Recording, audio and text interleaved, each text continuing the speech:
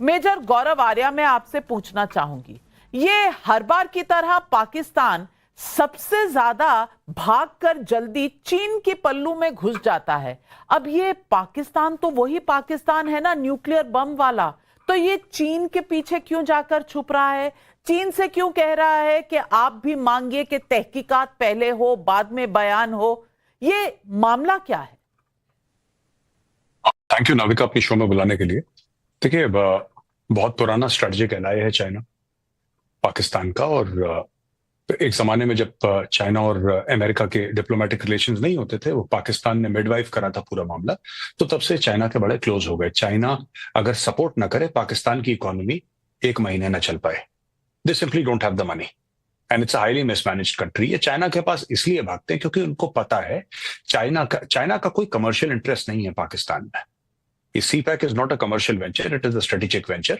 China के strategic interests हैं, तो इसलिए वो भागते हैं। और इसलिए पाकिस्तानी हर समय, अभी जैसे करेंसी स्वैप का मामला आया, तो फिर अराउंड $1.4 बिलियन का करेंसी स्वैप चाहते हैं PKR टू चाइनीज करेंसी।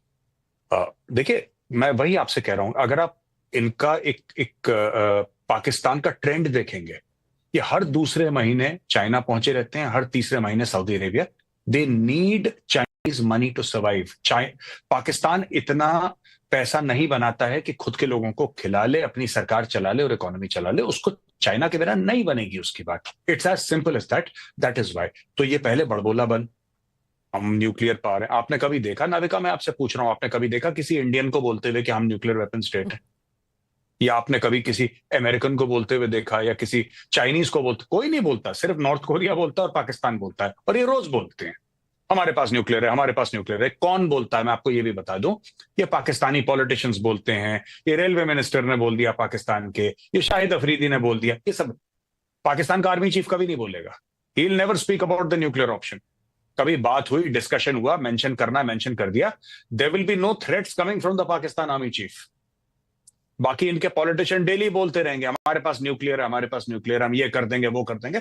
बड़बोले लोग हैं, लाहौरी हैं ये। They are used to speaking in a certain tone कि आज ही ये कर देंगे जी। लाशों, वो कह रहा था ना, खोपड़ियों के पहाड़ बन जाएंगे और नदी की। It's like a C grade movie जिसमें ऐसी डायलॉग बाजी होती है ना। That is how the ministers speak. I mean, you can say that we will teach India lesson. If you fight, हाँ, वी विल पर गिव वो यू नहीं वॉर, यू वोंट बोलेंगे बिलीव। खून की वो ऐसे नदियां बह जाएंगी, खोपड़ियों के पहाड़ बन जाएंगे। अगर इतने ही खोपड़ियों के पहाड़ बनाने की हिम्मत है तो मोहम्मद जुबैर साहब बना ही इतनी देते लकड़ियां नहीं खोपड़ियों होंगी, के इतनी इतने लकड़ियां पहाड़। नहीं होंगी कि फिर क्यों चाइना के आत्म पीछे जाकर छुप रहे हैं? आज ये सवाल आपकी अपनी सोशल मीडिया, पाकिस्तान की सोशल मीडिया ही पूछ रही है आपसे, वहां सारी हुकूमत से और पाकिस्तान के आर्मी चीफ से। Thank you very much for inviting me. और मेजर साहब ने बड़ा अच्छा एनालिसिस किया कि पाकिस्तान और चाइना के रिलेशन जो हैं बहुत पुराने हैं।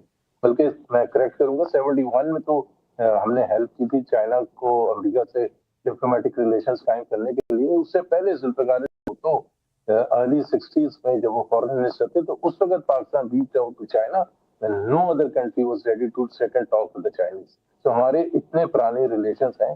We are responsible to bring them to United Nations. We are responsible for helping them. लेकिन उन्होंने हर बुरे वक्त में, और जब ऐसा तनाज़ा होता है जो पाकिस्तान और इंडिया के दरमियान इस वक्त है, तो आप डिप्लोमेटिक एफर्ट्स अपने बढ़ाते हैं और सबसे पहले आप वहां जाते हैं तो आपके करीब करीब मुल्क हैं। Luckily for Pakistan, China is a superpower, one of the 2 superpowers in the world. So Pakistan क्यों नहीं डिप्लोमेटिक एफर्ट्स बढ़ाएगा? Pakistan has a very very strong case. और मैं, अगर आप मुझे आधा मिनट दें, देखिए हम मैं कंडेम करता हूँ, पाकिस्तानी कंडेम करते हैं जो कि टेररिज्म हुई है। और कहीं भी हो, हिंदुस्तान में हो, कश्मीर में हो, पाकिस्तान में हो, कहीं भी हो, कोई भी टेररिज्म को सपोर्ट नहीं करता। लेकिन हैविंग सेड दैट, हम सिर्फ ये कहते हैं कि India should act like a mature country. एक बहुत बड़ी कंट्री है पाकिस्तान, उसके मुकाबले में बहुत छोटा है। आपका वहां धमाका अभी खत्म नहीं होता, अभी कोई आया नहीं है, और आप उंगलियां उठा के पाकिस्तान को ब्लेम करना शुरू कर देते हैं। तो पाकिस्तान के पास क्या ऑप्शंस है? Pakistan offered, still remains that offer कि जी आप जो है इंटरनेशनल इन्वेस्टिगेशन करा लें, आप ऑब्जर्वर्स को बुला लें।